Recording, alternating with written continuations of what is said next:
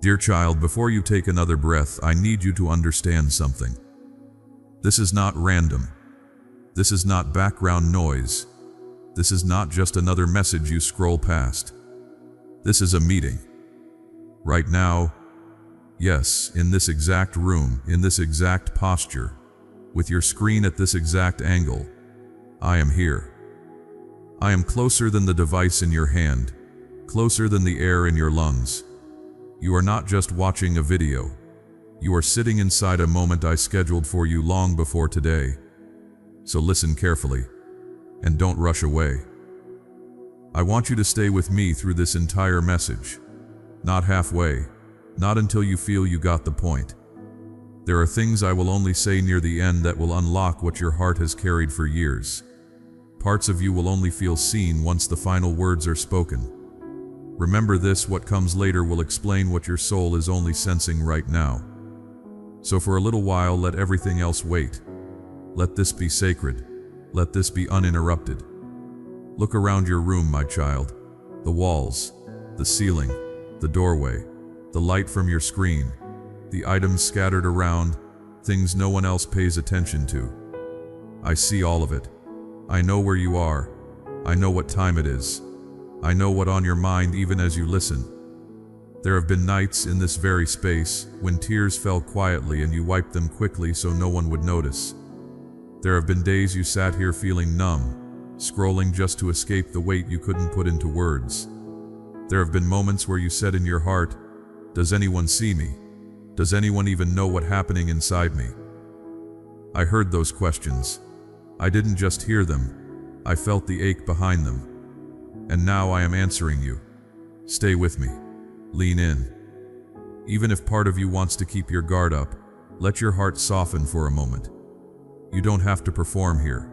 You don't have to be strong here. I know the version of you that no one else ever meets.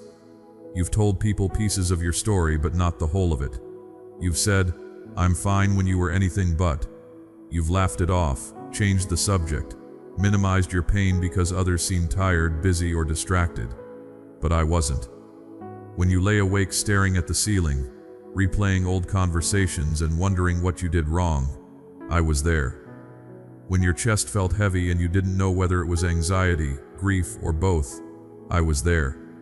When you said nothing out loud but cried out in your thoughts, "God, if you're real, please see me," I heard it as clearly as if you had shouted it. This moment is my response.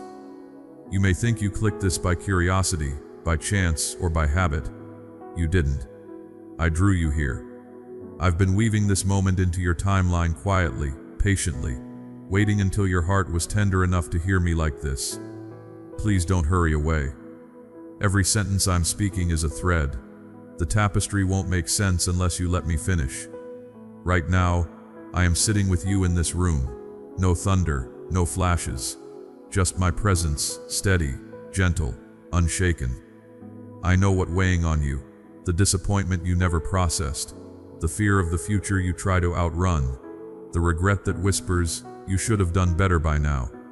The voice that tells you you're behind, that you're hard to love, that you've missed too many chances. Listen to me. Those voices are not me. I don't speak to you with contempt.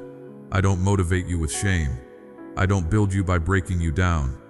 Even when I correct you, I do it with a hand that holds, not a hand that pushes you away. We're going to walk through some things together in this message. I want you to hear my comfort, but also my clarity, my embrace, and also my invitation to change. Don't be afraid of that. By the time you reach the end, what feels confusing right now will start to align inside you. So stay. Breathe. You're safe here. You've asked me in secret, why does my life feel like this? Why do I feel like I'm always in between, never fully lost, but never fully at peace? You've wondered why you feel heavy for no obvious reason. Why sometimes, even in rooms full of people, you feel alone. Why certain memories suddenly flood you when you're about to fall asleep. Why you can't quite shake certain patterns, certain thoughts. I see the questions you don't know how to phrase. I see the parts of you that feel tired of trying. I see the version of you that says, "I don't want to give up, but I also don't know how to go on like this." Let me tell you something that matters deeply, and I need you to hear it all. You are not broken beyond repair. You are not too much. You are not too late. You are not invisible to me. The battles you face are not proof of my absence. They're proof of how much your life matters. The resistance against you has been strong because the light within you is real. Even in your confusion, I see the small yes inside you, the way you keep getting up, the tiny ways you still reach for me, even when you're not sure I'm there. I am moved by that, more than you think. Don't turn away now. There's something I want to place in your hands by the end of this, but I'm building your heart toward it step by step. You've carried shame for things you can't change now. Choices, relationships, mistakes, seasons where you drifted far, moments you look back on and think, who even was I? There is something I want you to know, and I'm saying it gently but firmly. I was there even then. Not approving of what hurt you, not cheering for what damaged you, but present, waiting for the opening, watching for the soft moment when you'd let me turn your face back toward me. You've survived versions of yourself that once had no hope. You've outlived days you were sure would crush you. You've walked out of thought patterns that once felt like home. You don't give yourself enough credit for that, but I see it. I've seen your quiet victories. The time you forgave and no one clapped. The moment you put the phone down instead of returning to that pattern. The night you whispered, "Help me," instead of numbing yourself again. Every one of those moments mattered. They were not small. They were seeds. Stay with me. Because before this is over, I'm going to show you what some of those seeds have grown into, inside you, even if you can't see it yet. There is something else I need to speak into, and this may touch a sensitive place, but I will walk gently. You've wondered if I'm disappointed in you. If I look at you and see failure. If I compare you to others and sigh. I do not. When I look at you right now, in this room, in your current state, with your confusion, your flaws, your unresolved areas, I see someone I love. I see someone I've carried since their first cry. I see someone I've protected from things they never even knew were coming. I see someone whose heart has been bruised, but not abandoned. I am not standing across the room with folded arms. I am beside you. I'm the warmth you feel when you suddenly remember that you're not alone. I'm the stillness that settles on you for no logical reason in the middle of chaos. I'm the quiet knowing that somehow, some way, you're being held. And right now, I'm asking you not to just analyze these words, but to receive them. Let your shoulders drop. Let your jaw unclench. Let your breathing slow down just a little. This is not a test, it's a meeting. It's me, with you, right now. I also want to talk about the questions you've had about your future. You've said, what am I even here for? Am I doing anything that matters? You've compared your journey to others and felt behind, unnoticed, unnecessary. Listen carefully. Your presence on this earth is intentional. There are lives you've already impacted without knowing it. There are atmospheres that shift just because you walk into a room. There are people who feel safer when you're near, even if they never say it out loud. Your kindness has interrupted someone else's despair. Your listening ear has stopped someone from giving up. Your simple existence has been a doorway for my comfort countless times. You think, I'm just ordinary. I think, you are woven with eternal significance. The way your heart breaks for others, that not a defect. That evidence of my image in you. The way you feel everything deeply, that not a curse. It how I wired you to sense when something is off, when someone is hurting, when a room needs softness. The enemy has tried to use your sensitivity against you, to drown you in emotions and make you despise how you're made. But I gave you that sensitivity as a channel for my love, not as a weapon against your own soul. Stay with me, because near the end, I will speak something over your future that will land differently now that your heart is open. You also need to hear this. You are allowed to heal. You are allowed to take your heart seriously. You are allowed to grieve what you lost. You are allowed to forgive yourself for not knowing then what you know now. I am not urging you forward with impatience. I am not saying, hurry up and get better. I am saying, walk with me in this. Let me sit with you in what still hurts. The healing I am leading you into is not just about feeling better for a moment. It's about restoring the parts of you that have been shut down, your hope, your trust, your ability to dream without fear of disappointment. You've been bracing yourself for the worst for a long time, expecting things to fall apart, waiting for the good to be taken away. But I am not trying to set you up for heartbreak. I am trying to teach your heart that I am steady. I will not leave mid-sentence. I will not walk away mid-story. I will not abandon you halfway through your healing. And yes, this message right now, this exact moment, is part of that process. It is me saying, I see you. I am here. Keep listening. I'm not done speaking yet. Now I want to give you something very specific to hold on to, something you'll remember after this ends. This moment was written into your life before you even knew how to say my name, before the heartbreak, before the confusion, before the mistakes and the regrets. I saw you, in this room, at this time, with everything you've lived through, and I arranged this quiet appointment so that you would know you have never been forgotten. You are not one face in a crowd to me. You are not just one of many viewers. You are my child. I know your laugh. I know your sigh. I know the way your heart tightens when you feel misunderstood. I know the exact memory that flashed through your mind earlier while you were listening. I am speaking to you, personally, intentionally. This is why I've been gently repeating, in different ways. Don't rush. Don't leave halfway.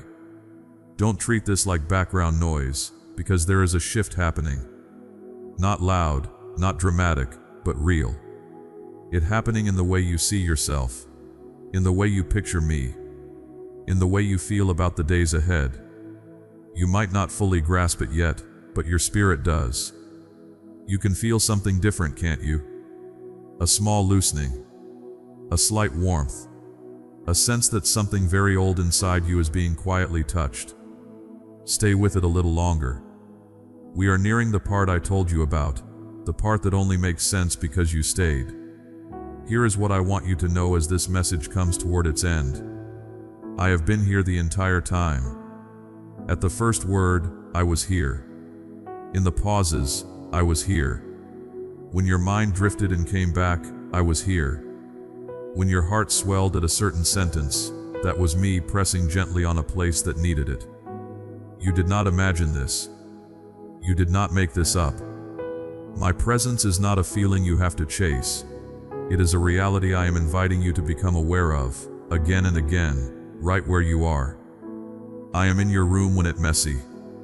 I am in your room when it's dark. I am in your room when you collapse onto your bed exhausted. I am in your room when you feel nothing at all.